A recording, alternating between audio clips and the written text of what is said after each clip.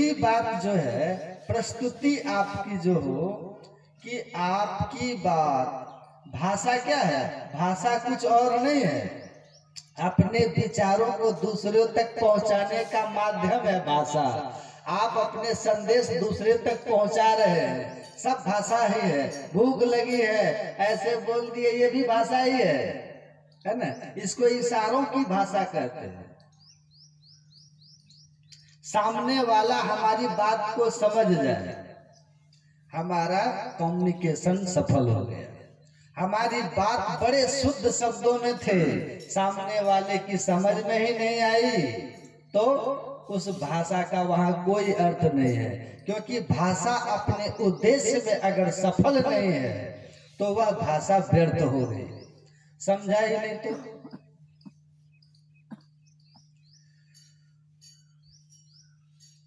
तो गांव में भी देखते हैं कि दो लोग बात करेंगे ना तो तीसरा आदमी परेशान हो गया, वो किसी और काम में लगा हुआ है।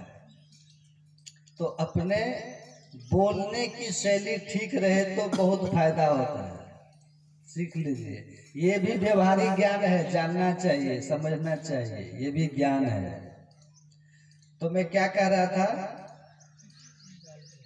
अगर आपको ऐसा समझ है कि मरने के बाद तो नहीं होगा, जीते जी ईश्वर दर्शन होता है, तभी मरने के बाद मुक्ति होती है, आना जाना नहीं पड़ता। किसी लोक में गए आप, मर करके पुण्य के बल पर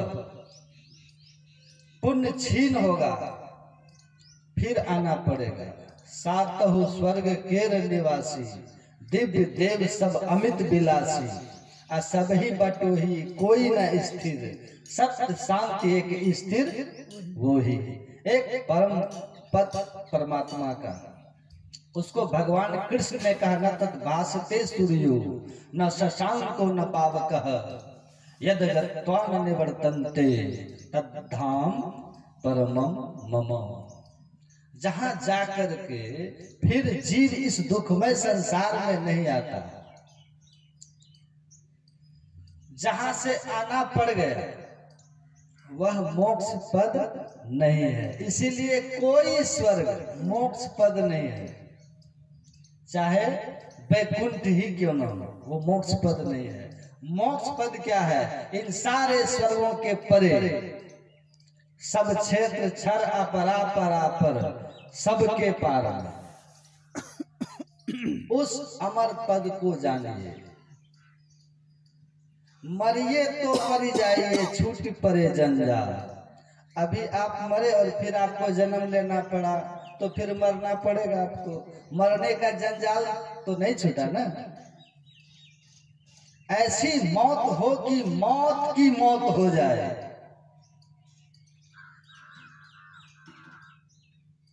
मौत मौतो कुलवंत मौत, कुरान में लिखा है मौत की मौत जिसने कर दी वही मुक्त पुरुष है। अब जिसके जीवन में फिर मौत नहीं आई वो मुक्त पुरुष है, और जिसके जीवन में फिर मौत आ ही जाए, फिर जन्म और फिर मरण हो जाए, कहा वो मुक्त नहीं है। जीवन मुक्ता सोई मुक्ता, जीते जी जिसने मौत को मार दिया।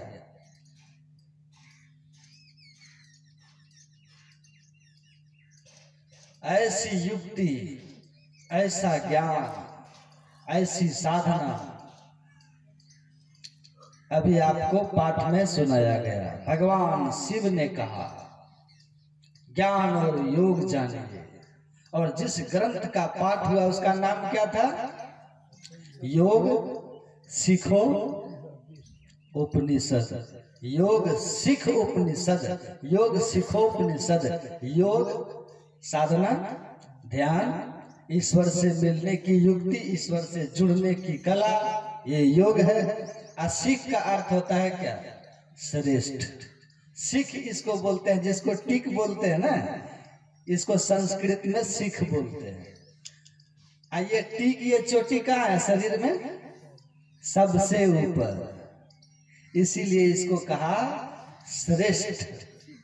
यह श्रेष्ठ योग भगवान शिव जिस ग्रंथ में श्रेष्ठ योग का उपदेश कर रहे हैं, या जो ग्रंथ, जो उपनिषद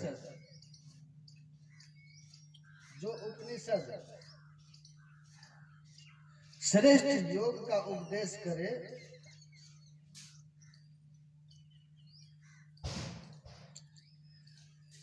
जो उपनिषद जो श्रेष्ठ योग का उपदेश करे, उसी को श्रेष्ठ योग उपनिषद कहते हैं। सत्संग में 3-4 चीज बड़े डिस्टर्ब करते हैं। अभी देखिए डिस्टर्ब किया मोबाइल हमको।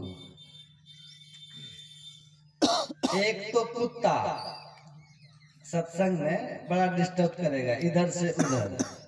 कुत्ता के बाद क्या है? जूता। आदमी बैठेगा यहाँ मुड़ के देखेगा कि जूता सुरक्षित है कि कोई ले गया, क्योंकि भीड़ में चोर को भी ठीक ठाक रहता है। और तीसरा है बच्चा, ये भी देख लिया, देख ही रहे हैं। और चौथा ये जो एक है वो सबसे खतरनाक है, मोबाइल। हर आदमी बच्चे के साथ नहीं आएगा, लेकिन लगभग सब मोबाइल के साथ आएगा। आई मोबाइल रूपी बच्चा कब रोना शुरू कर दे पता नहीं है। तो साइलेंट मोड में रखिए। मोबाइल लेके तो हम भी आए हैं, हमको साइलेंट कर दिए। अब बजेगा तो हमको भी पता नहीं चलेगा, आपको भी नहीं चलेगा। Silent mode.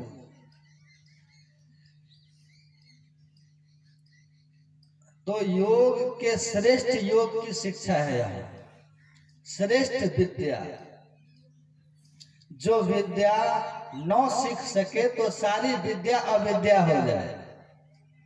भगवान श्री राम को महर्षि वशिष्ठ ने कहा है योग वासिष्ठ के प्रसंग में कि हे राम, जैसे पक्षियों के बच्चों के जब पर पंख उगाते हैं तो वो अपने माता पिता के घोंसले का त्याग कर देती है, उसी तरह अध्यात्म विद्या से विहीन, इस योग विद्या से विहीन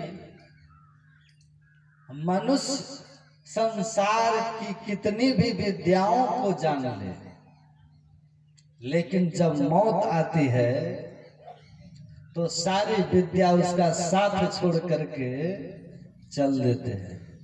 सारी विद्या उनके साथ छोड़ देते हैं। लेकिन अध्यात्म विद्या अगर किसी ने ग्रहण किया तो मौत के समय भी वह विद्या उसका साथ नहीं छोड़ती, उसकी रक्षा करती है। अध्यात्म विद्या इतना श्रेष्ठ है जो संसार को भी सुख पूर्वक जीना सिखा दिया और संसार के बाद के जीवन को भी उत्तम बना दे।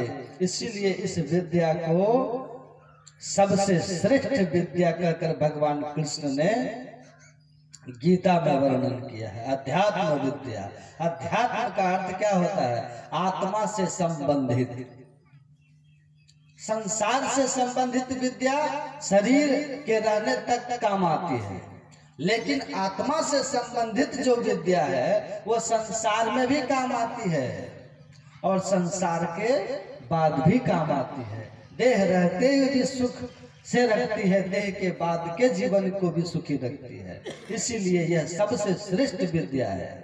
भगवान शिव इसी श्रेष्ठ योग का, इसी श्रेष्ठ विद्या का वर्णन किए हैं। बाकी विद्याएं कनिष्ठ विद्याएं हैं और इतना सहज और इतना सरल है ये श्रेष्ठ योग कि अन्य योगों की अपेक्षा बहुत विशेष है। हठ योग, प्राणायाम योग, अन्य तरह के जो योग हैं सब कनिष्ठ योग हैं। उनकी साधना बड़ी कठिन है और उन साधनाओं को करने के लिए गृह त्यागी, बाल ब्रह्मचारी और हठ योग, प्राणायाम योग में सिद्ध गुरु के शरण में होना अति आवश्यक है। लेकिन ये जो योग है श्रेष्ठ योग, इस योग के लिए न तो गृह त्यागी बनना है, न बाल ब्रह्मचारी बनना है और न ही पूरे और गुरु के शरीर के संग में रहना है।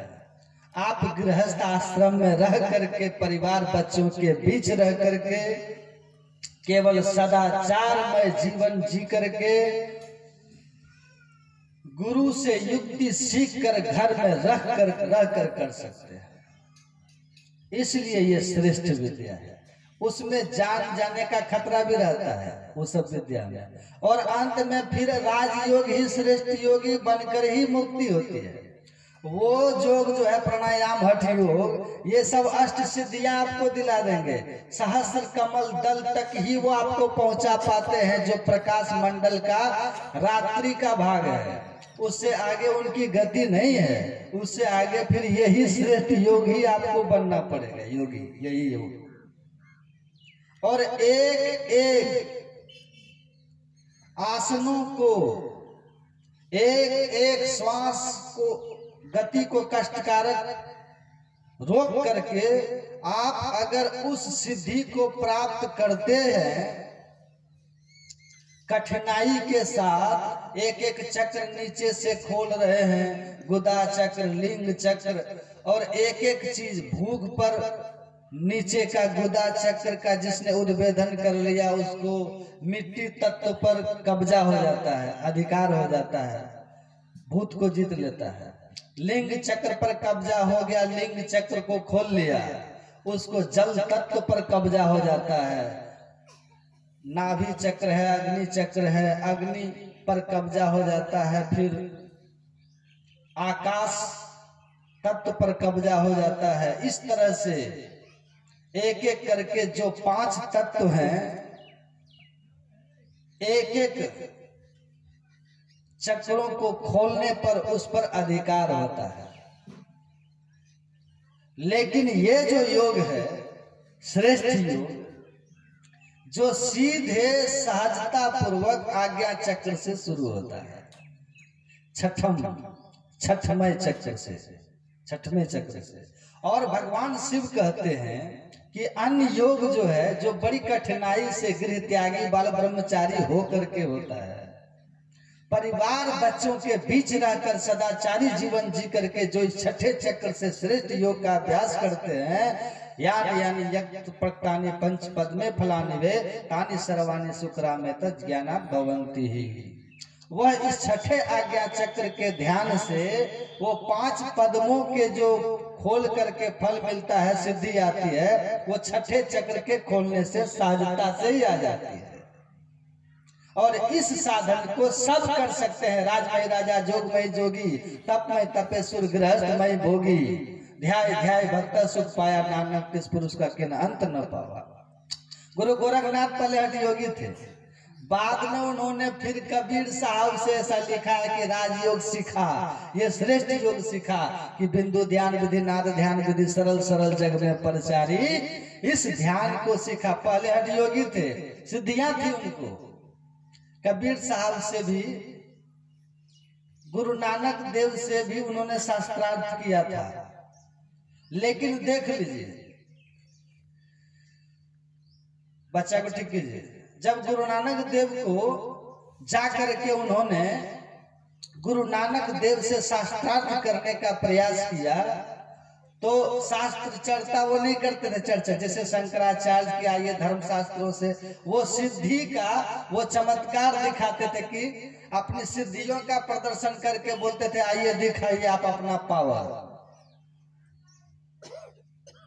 गुरु नानक देव के पास पहुंचे गोरखनाथ और उनको ललकारा। गुरु नानक ने कहा चलो ठीक है, तुम्हारी जब यही इच्छा है तो हो जाए। कहा कि मैं इस तालाब में छिप जाता हूँ, आप हमको पकड़ ले तो, खोज ले तो हम मान लेंगे। गुरु नानक देव ने कहा ठीक है जाओ, ठीक है हम शर्त स्वीकार करते हैं। आज शाम में उन लोगों के बीच ये मुलाकात हुई थी और ये योग का जो है कंपटीशन कहिए तो कहा कि ठीक है। गुरु गोरखनाथ उस तालाब में घुस करके डुबकी मार दिए। गुरु नानक को कहा ढूंढने के लिए, लेकिन डुबकी मार करके अपने सिद्धि के बल से बहुत छोटा सा मेढक बन करके जाके छुप गया गोरखनाथ जी। गुरु नानक देव ने पहले देखा तालाब में डुबकी मार करके ठीक से, तो देखा कि कहीं दिखाई नहीं दे रहा। फिर वो अपने योग बल से देखे, क्यों ये छिप करके छोटा सा मेढक बन करके बैठा हुआ है। गुरु नानक देव सांप बन के उसका टांग पकड़ लिए, जैसे टांग पकड़े निगलने लगे तो फटाक से वो गुरु गोरखनाथ अपने शरीर धारण करके प्रकट हो गए, अपने मनुष्य रूप में आ गए।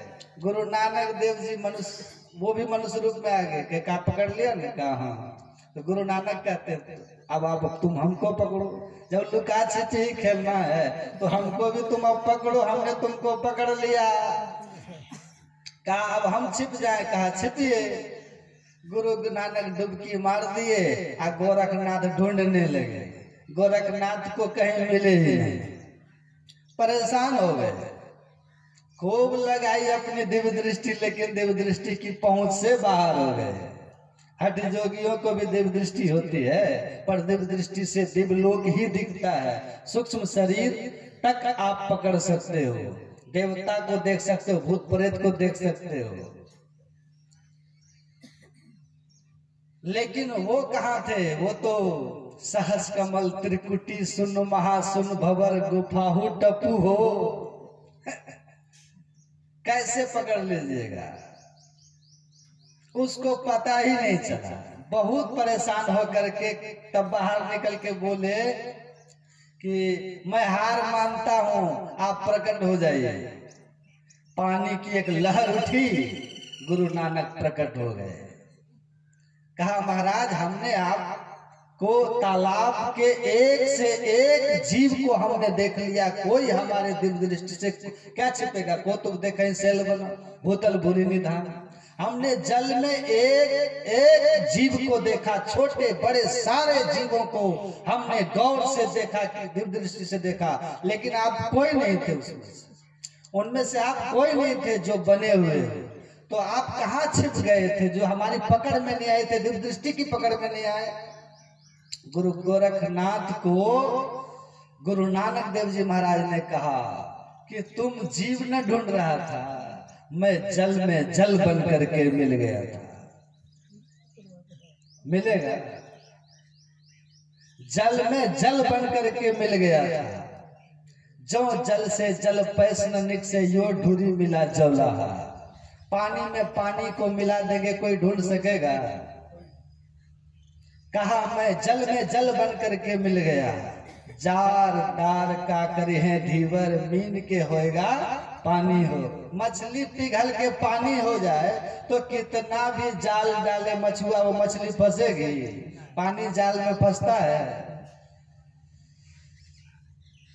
तो पानी से मिलकर पानी हो गया, तुम्हारी पहुंच नहीं है वहां। जीव जंतु ढूंढ रहे थे, हम पानी के साथ पानी हो गए थे। तो उनकी पहुंच थी, ऊंच थी, वो राजयोगी थे, पहुंच थे, श्रेष्ठ योगी की पहुंच थी गुरु नानक की।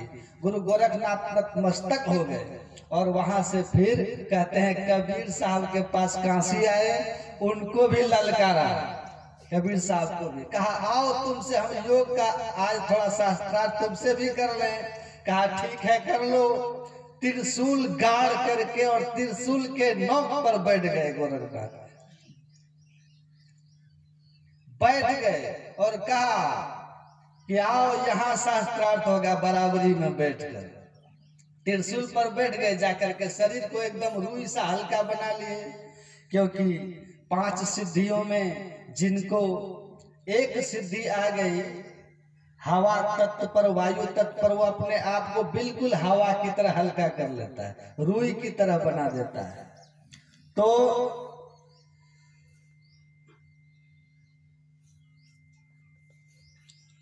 गोरखनाथ जी महाराज त्रिशूल की नोक में बैठ गए जाकर के। अब बोले यहाँ आकर शास्त्रार्थ कीजिए संत कबीर साहब से।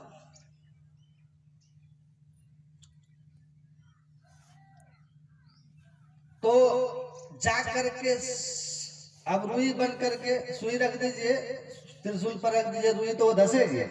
कहा यहाँ आकर के बैठो त्रिशूल में नोक पर। कबीर साहब ने कहा अच्छा वो जो कपड़ा बुन रहे थे ना उसी धागा को इस तरह से फेंक करके आ सीधा धागा को 20 हाथ ऊपर कर दिया, धागा सीधा खड़ा हो गया।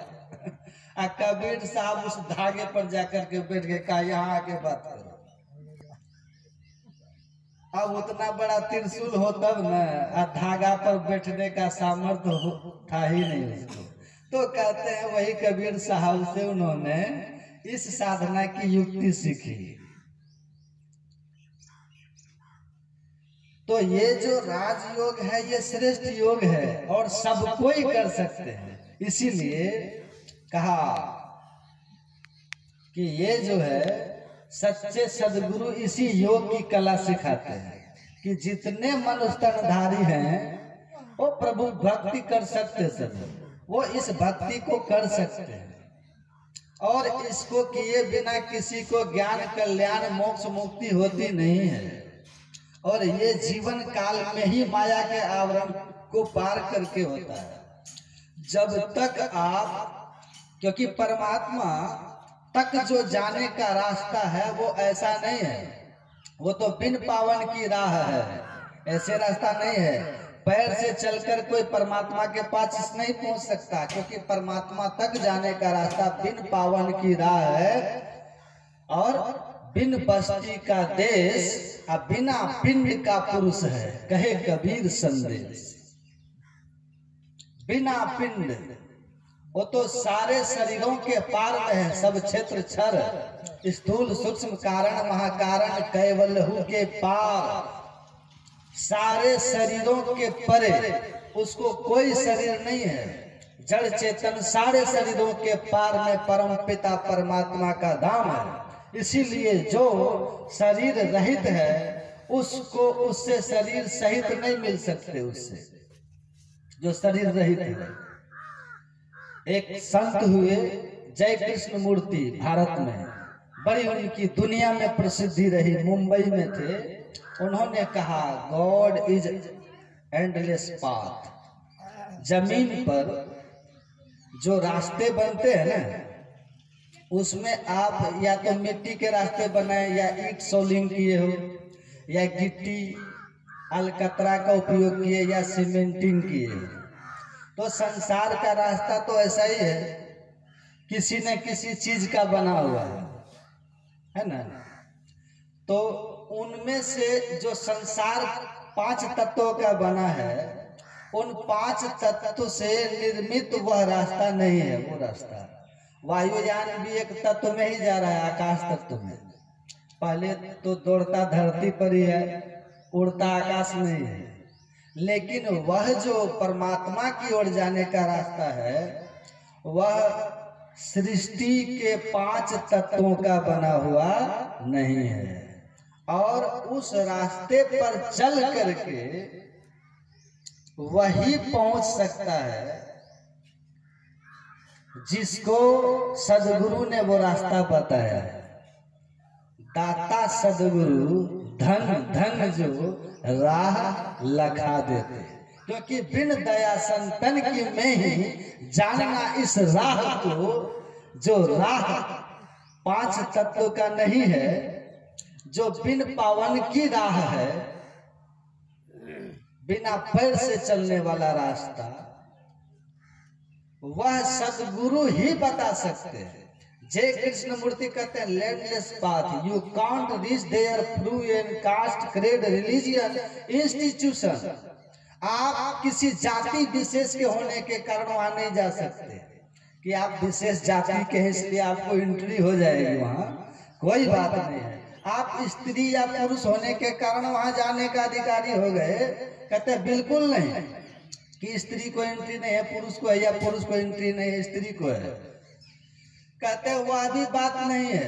आप किसी मंथ पथ मजहब को मानने वाले हैं, हिंदू मुसलमान सिख ईसाई किसी भी जाति के, आप किसी भी धर्म के हैं, मजहब संप्रदाय के हैं, तो आप वहां पहुंच जाइएगा कि आप हिंदू हैं इसलिए एंट्री है।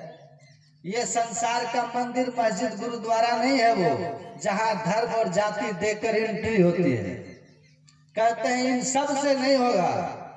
वो जो परमात्मा का धाम है वहां पहुंचने का एक ही रास्ता है। You only reach there through deep meditation by crossing the maya delusion.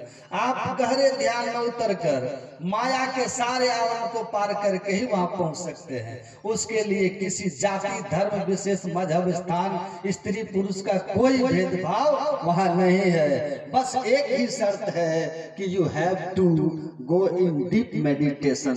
आपको गहरे ध्यान में उतरना होगा, आपको ध्यान योग साधना करनी होगी, अपनी वृत्तियों का पूर्ण सिमटाव करना होगा, जीते जी मरना होगा। गुरु महाराज कहते हैं योग हृदय केंद्र बिंदु में युक्त दृष्टियों को जोड़ी कर मन मानसों को मोड़ी सब आशा निराशा छोड़ी कर सूरत चला प्रभु मिलन को विषयों से मुख मोड़ी कर। ये रास्ता है और रास्ता धरती के किसी तत्व का नहीं बना है। किसका बना है? तो गुरु महाराज ने एक भी बात संशय में नहीं छोड़ा। और गुरु महाराज इस तरह वर्णन किसी ने नहीं किया। सारे संतों को पढ़ेंगे लेकिन इतना दावे के साथ कोई नहीं कहे मिलेगा बताता हुआ। कबीर कह देते हैं बिन पावन की राह है, लेकिन रास्ता किसका है? लेस पाथ है, लेकिन किसका है? गुरु महाराज ये साफ साफ कहते हैं ज्योतिनाद का मार्ग बनाओ धरा जाए तिल से, जो लो धरो और जतन करो दिल से। बता देते हैं कि अंतर ज्योति और अंतर नाद का बना हुआ वो रास्ता है जो अनगढ़ है।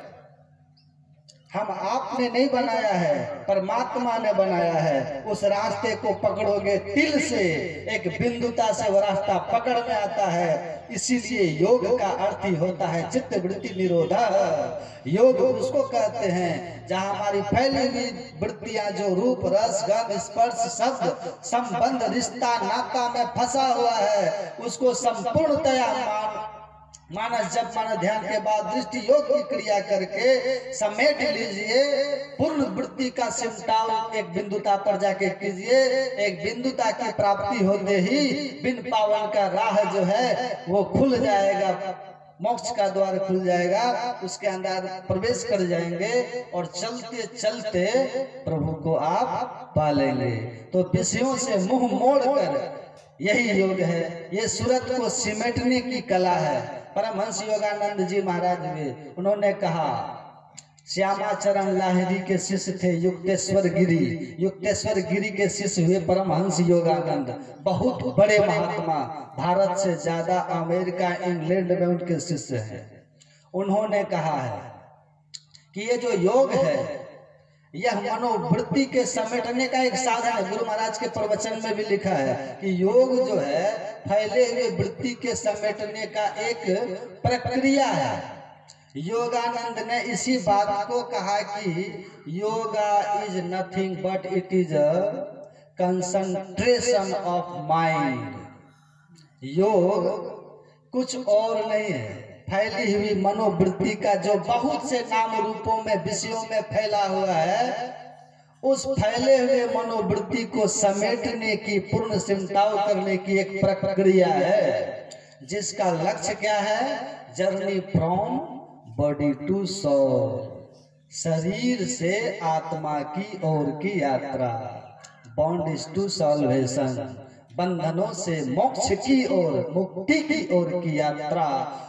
वर्ल्ड टू गॉड, संसार से परमात्मा की ओर यात्रा। फ्रॉम वर्ल्ड टू गॉड, उसी को योग कहते हैं। गुरु महाराज कहते हैं मन मानसों को मोड़ी सब आशा निराशा छोड़ के सूरत चला प्रभु मिलन को विषयों से मुख मोड़कर। हमारी आंख रूप विषय में, कान शब्द विषय में, जिह्वा स्वाद विषय में, त्वचा स्पर्श विषय में, नाक गंध विषय में, पांचों ज्ञानेंद्रिया पांच विषय में मन के साथ मिलकर के फैली हुई है। इन पंच ज्ञानेंद्रियों के माध्यम से हमारा मन जो 5 विषयों के दीवाना बना हुआ है, इन 5 विषयों के आकर्षण से इसको छोड़ा करके और आत्मा के आकर्षण में जोड़ देना, आत्मा की ओर कर देना, विषयों से मुख को मोड़ देना, उल्टी पाछलो पैरों पकड़ो की जो प्रक्रिया है वही योग है। और इसी का ज्ञान हो जाए और ये साधन जीवन में आ जाए तो मुक्ति मिल जाए। फल क्या होगा? जैसे चित्तवृत्ति का पूर्ण सुलटाव आप करिएगा, दौड़े ना बिच सन्मुख दे, एक बिंदु मिले दृष्टि दौड़े, सुखमन झलके तिल तारा।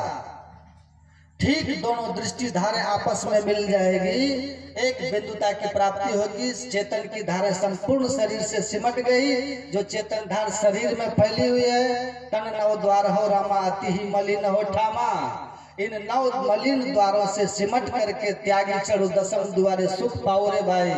10वें द्वार में आप चले जाएंगे, सच्चा सुख आपको अनुभव होना शुरू हो जाएगा। अब तक जिस रस को जान रहे थे वो विषय रस, वो विषय रस है जो संतुष्टि दायक नहीं है, जो अतृप्ति दायक है और अशांति दायक है और परिणाम में दुखदायक है। जैसे खुजली नोचते समय सुखदायक और नोचने के बाद लहर पैदा करके दुखदायक, वैसे ही ये विषय भोग के जो चीजें हैं भोग काल में सुखदायक और भोगने के बाद दुखदायक, अशांति और अतृप्ति मिलती है, क्षोभ होता है। लेकिन सुखदायक और शांतिदायक जो है वो आपके अंदर में है, जो अनंत सुख देता है, अनंत संतुष्टि, अनंत शांति, वो अमित पोष